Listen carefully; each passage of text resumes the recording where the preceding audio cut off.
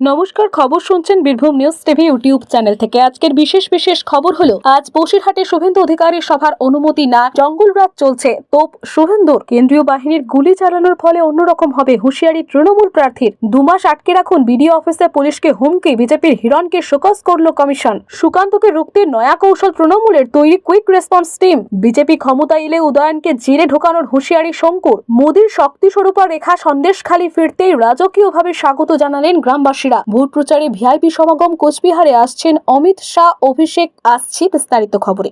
লোকসভা নির্বাচনকে সামনে রেখে আজ বুধবার বসিরহাটে বিরোধী দলনেতা শুভেন্দু অধিকারীর রাজনৈতিক সভা ছিল, কিন্তু শেষ মুহূর্তে সেই সভা করার অনুমতি না দেওয়ায় তীব্র ক্ষোভ প্রকাশ করলেন শুভেন্দু। এর আগেও রাজ্যের বিভিন্ন প্রান্তে সভা করার অনুমতি চেয়েও অনুমতি না দেওয়ার অভিযোগে সরব হয়েছেন শুভেন্দু অধিকারী এবং তার দল বিজেপি। পুলিশ প্রশাসনের তরফে অনুমতি না দেওয়ায় হাইকোর্টের দ্বারস্থ হয়েছেন শুভেন্দু। শেষমেশ আদালতের নির্দেশে একাধিক রাজনৈতিক কর্মসূচি করতে দেখা গিয়েছে শুভেন্দু অধিকারীকে। শুভেন্দু অধিকারীর অভিযোগ, চলতি মাসের 18 তারিখ বসিরহাট স্টেডিয়াম মাঠে সভা করার আবেদন জানিয়েও শেষ মুহূর্তে সেই অনুমতি বাতিল করেছে প্রশাসন। যেহেতু অভিষেক বন্দ্যোপাধ্যায় সেখানে সভা করেছেন, তাই মহকুমা শাসক সভার অনুমতির বিষয়টি ঝুলিয়ে রেখে বাতিল করেছে প্রশাসন এবং শাসক দল তৃণমূলকে নিশানা করে শুভেন্দু এও বলেন, জঙ্গলরাজ চলছে। পিংলা, ক্যানিং সহ বিভিন্ন এলাকায় লোকসভা ভোটের আগে বিজেপি কর্মীদের উপর অত্যাচার ও খুনের ঘটনা ঘটছে। গোটা বিষয়টি রাজ্যপালকে জানানো হয়েছে। কেন্দ্রীয় বাহিনী গুলি চালানোর ফল অন্যরকম হবে, প্রচারে বেরিয়ে হুঁশিয়ারি তৃণমূল প্রার্থীর। কেন্দ্রীয় বাহিনীকে হুঁশিয়ারি দিয়ে বিতর্কে জড়ালেন বাঁকুড়া লোকসভা কেন্দ্রের তৃণমূল প্রার্থী অরূপ চক্রবর্তী। অরূপ চক্রবর্তীর দাবি, কেন্দ্রীয় বাহিনী গুলি চালালে ফল অন্যরকম হবে, যার জেরে স্বাভাবিকভাবেই প্রশ্ন উঠছে, পরোক্ষে কি তৃণমূলের প্রার্থী হুমকি দিয়ে রাখলেন? বিজেপির খোঁচা, তৃণমূল প্রার্থীর কি আইন শৃঙ্খলা নষ্ট করার কোনো পরিকল্পনা রয়েছে, তাই হুমকি দিয়ে রাখছেন? নির্বাচন যত এগিয়ে আসছে ততই কেন্দ্রীয় বাহিনীর ব্যবহার নিয়ে কঠোর অবস্থান নিচ্ছে নির্বাচন কমিশন।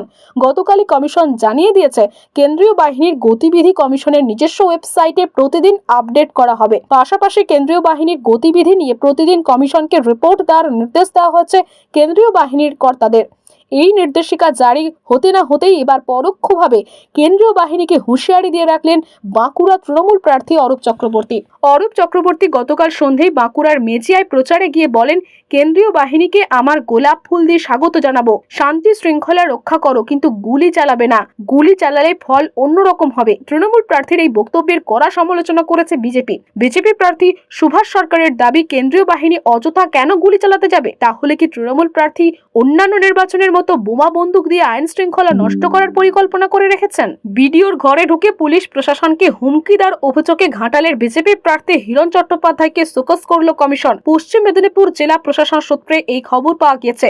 এই ব্যাপারে হিরণের সঙ্গে যোগাযোগ করা হয় আনন্দবাজার অনলাইনের তরফে, কিন্তু তিনি ফোন ধরেননি। যদিও বিজেপির ঘাটাল সাংগঠনিক জেলার সভাপতি তন্ময় দাস বলেন, আমরা এখনো কোনো শোকজ লেটার পাইনি, পেলে তার উত্তর দেওয়া হবে। কয়েকদিন আগেই পুলিশের বিরুদ্ধে লাঠি ঝাঁটা নিয়ে রুখে দাঁড়ানোর নিদান দিয়ে বিতর্কে জড়িয়েছিলেন হিরণ। তার রেশ কাটতে না কাটতে এবার বিডিওর ঘরে ঢুকে হুমকি দিলেন বিজেপির প্রার্থী। মঙ্গলবার সকালে ডিবরার ট্যাবগড়িয়াতেই গিয়েছিলেন তিনি, আর সেখানেই জনসংযোগ কর্মসূচির পর সন্ধ্যায় ডিবরা বিডিও অফিসে গিয়ে বিডিওর সঙ্গে দেখা করেন। বিডিওর দপ্তরে বসে হিরণকে বলতে শোনা যায়, আগামী 2 মাস লাঠি ঝাঁটা নিয়ে গ্রাম পাহারা দিন, গ্রামে কোনো পুলিশ প্রশাসনের লোকজনকে ঢুকতে দেবেন না। আগামী 2 মাস সবকিছু আটকে রাখুন, ভোটে জেতার পর যা ব্যবস্থা নেওয়া হবে। হিরণের এই মন্তব্যের বিরোধিতা করে সরব হয় শাসক দল তৃণমূল। বিজেপি প্রার্থীর বিরুদ্ধে উস্কানিমূলক মন্তব্য করার অভিযোগ তোলে তারা, আর এই নিয়ে বিতর্ক দানা বাঁধতেই হিরণকে শোকজ করল কমিশন। যেভাবেই হোক সুকান্তকে রুখতে হবে, এর জন্য রণকৌশল তৈরি করে ফেলেছে শাসক দল তৃণমূল। সুকান্ত মজুমদার যেখানে যেখানে সভা করবেন সেখানেই 24 ঘন্টার মধ্যে পাল্টা সভা করবে তৃণমূল। এর জন্য তৃণমূলের তরফে তৈরি করা হচ্ছে কুইক রেসপন্স টিম। বিজেপি ও সুকান্ত মজুমদারকে ভয় পাচ্ছে তৃণমূল, তাই পাল্টা সভার চিন্তাভাবনা তৃণমূলের, এমনটাই দাবি বিজেপি নেতৃত্বের। দক্ষিণ দিনাজপুর জেলা তৃণমূলের সভাপতি সুভাষ ভাওয়াল বলেন, আমরা লক্ষ্য করছি বিজেপি নানা জায়গায় সভা সমিতি করে মিথ্যে কথা বলে মানুষকে বিভ্রান্ত করছে, তাই আমরা বিজেপির পাল্টা সভা করার সিদ্ধান্ত নিয়েছি। আমরা এজন্য প্রতিটি এলাকাতে কুইক রেসপন্স টিম তৈরি করছি। বিজেপি কোনো কাজ না করেই মিথ্যে প্রচার চালাচ্ছে। আমরা এই পথসভার মাধ্যমে সাধারণ মানুষের হাতে সত্যটা তুলে ধরব। সুকান্ত বিজেপির সভায় 24 ঘন্টার মধ্যে সেখানে পাল্টা সভা করবে তৃণমূল। অন্যদিকে এই বিষয়ে বালুরঘাট আসনের বিজেপির প্রার্থী সুকান্ত মজুমদার বলেন, বিজেপি ও সুকান্ত মজুমদারকে তাহলে ভয় পাচ্ছে তৃণমূল। ইয়ে ডর মুঝে আচ্ছা লাগা। আমরা মিথ্যা অপপ্রচার চালাচ্ছি না। রাজ্য সরকার ও তৃণমূলের তৃণমূলের মিথ্যেটা তুলে ধরছি। রাজ্যের 42টি আসনের মধ্যে বালুরঘাট লোকসভা আসনের লড়াই দেখতে মুখিয়ে গোটা রাজ্যবাসী। এই কেন্দ্রে গেরুয়া শিবিরের প্রার্থী বিজেপির রাজ্য সভাপতি সুকান্ত মজুমদার, অন্যদিকে তৃণমূলের প্রার্থী রাজ্যের ক্রেতা সুরক্ষা দপ্তরের মন্ত্রী বিপ্লব মিত্র। দুই হেভিওয়েট নেতা এই আসন থেকে দাঁড়িয়েছে। সে কারণে এবার বালুরঘাট আসনটি হট সেট। আর তাই এই আসন দখলে প্রধান প্রতিপক্ষ দুই দলের প্রার্থী সুকান্ত মজুমদার ও বিপ্লব মিত্র। দুই প্রার্থী জোর কদমে প্রচার শুরু করেছেন। বিজেপির প্রার্থী তালিকার আগে ঘোষণা হওয়া জেলা জুড়ে নির্বাচনী প্রচার চালাচ্ছেন সুকান্ত। বিজেপি ক্ষমতায় এলে দিনহাটা তৃণমূল নেতা রতন খুনের মন্ত্রী উদয়ন গুহকে জেলে ঢোকানো হবে। বুধবার দিনহাটা পাঁচমাথার মোড়ে বিজেপি নির্বাচনী সভা থেকে এভাবেই হুঁশিয়ারি দিলেন রাজ্য বিজেপির মুখপাত্র শঙ্কুদেব পান্ডা।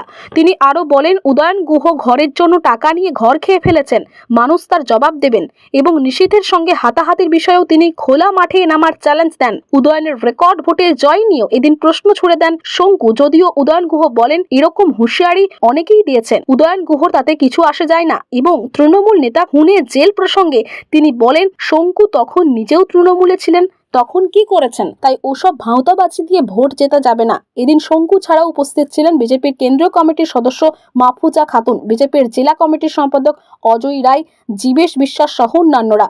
মাহফুজা এদিন বক্তব্যের বেশিরভাগ অংশেই মুখ্যমন্ত্রী মমতা বন্দ্যোপাধ্যায়ের দুর্নীতি নিয়ে সরব হন।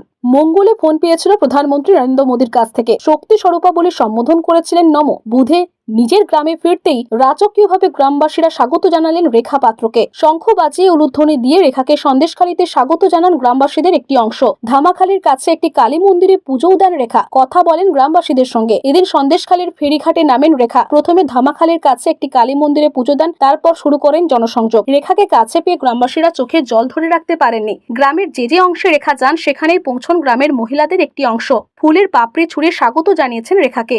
গ্রামের এক প্রতিবাদী কাজল সর্দার বলেন, প্রধানমন্ত্রীর কাছে আমরা কৃতজ্ঞ, প্রধানমন্ত্রীকে আমরা পাশে পেয়েছি। রেখা পাত্রর সঙ্গে আমি প্রথম দিন থেকে আন্দোলনে আছি, আগামী দিনেও থাকব। প্রধানমন্ত্রীর কাছে একটাই আবেদন, তিনি যেন আমাদের হাত ছেড়ে না দেন, তিনি যেন আমাদের পাশে থাকেন, আমাদের হাত ধরে। কোলে বাচ্চা নিয়ে সন্দেশখালীতে আন্দোলনের মুখ হয়ে উঠেছিলেন রেখা। এদিন রেখা গ্রামে প্রবেশ করতেই বসিরহাটে তৃণমূল প্রার্থী হাজি নুরুলের সমর্থনে সরবেরিয়া বাজারে বিশাল মিছিল হয়। তাতে জনগণের উপস্থিতি ছিল চোখে পড়ার মতো। লোকসভা নির্বাচনের প্রচারে উত্তপ্ত হতে চলেছে কোচবিহার। 2 এপ্রিল কোচবিহারে আসছে তৃণমূলের সর্বভারতীয় সাধারণ সম্পাদক অভিষেক বন্দ্যোপাধ্যায়। তিনি কোনো নির্বাচনী জনসভা না করলেও দলের নির্বাচনী কমিটির সঙ্গে বৈঠক করবেন। তবে বিজেপির সর্বভারতীয় নেতা তথা স্বরাষ্ট্রমন্ত্রী অমিত শাহ কোচবিহারে রাসমেলা মাঠে সভা করবেন বলে ঠিক হয়েছে। তার সঙ্গে রাজ্যের বিরোধী দলনেতা শুভেন্দু অধিকারীও 4টি সভা করবেন বলে ঠিক হয়েছে। এজন্য পরিকল্পনা করা হচ্ছে। জেলা তৃণমূল কংগ্রেস সূত্রে জানা গেছে, রাজ্যের মুখ্যমন্ত্রী মমতা বন্দ্যোপাধ্যায় থেকে শুরু করে হেভিওয়েট নেতৃত্ব ও সেলিব্রিটিরা কোচবিহারে জনসভায় প্রচারে থাকবেন। তবে সবটাই ঠিক হবে 2 এপ্রিল অভিষেকের নির্বাচনী কমিটির সঙ্গে বৈঠকের পর। সেখানে কোচবিহারের লোকসভা আসন দখল করতে কি রূপরেখা তৈরি হয় এবং কি নির্দেশ অভিষেক দেন, সেদিকেই তাকিয়ে রয়েছে তৃণমূল নেতৃত্ব। দলের জেলা সভাপতি অভিজিৎ দে ভৌমিক জানিয়েছেন, সর্বভারতীয় সাধারণ সম্পাদকের বৈঠকের পর সব ঠিক হবে। এদিকে কোচবিহার রাসমেলা মাঠে 7ই এপ্রিল অমিত শাহ জনসভা করবেন বলে ঠিক হয়েছে। 1 এপ্রিল শুভেন্দু অধিকারী কোচবিহার লোকসভা কেন্দ্রের প্রার্থী নিশীথ প্রামাণিকের জন্য শীতলকুচি ও আলিপুরদুয়ার লোকসভা কেন্দ্রের প্রার্থী মনোজ টিক্কার সমর্থনে তুফানগঞ্জে জনসভা করবেন, প্রচারেও অংশগ্রহণ করবেন। 6 এপ্রিল ফের এসে তিনি কোচবিহার লোকসভা আসনের প্রার্থীর জন্য দিনহাটা ও আলিপুরদুয়ার কেন্দ্রের প্রার্থীর জন্য কুমারগ্রামে জনসভা করবেন, প্রচারেও অংশ নেবেন। বিজেপি নেতা তথা বিধায়ক নিখিল রঞ্জন দে জানান, শুভেন্দু অধিকারী ও অমিত শাহর সভা এখনো পর্যন্ত ঠিক হয়েছে, তবে বাকি কারা আসবেন তা চূড়ান্ত হতে আর কয়েকদিন সময় লাগবে, তার জন্যই প্রস্তুতি নেওয়া হচ্ছে। খবর এখানকার মতো এই পর্যন্তই। সঙ্গে থাকুন, সাথে থাকুন। নিয়মিত খবর শোনার জন্য সাবস্ক্রাইব করুন। ধন্যবাদ।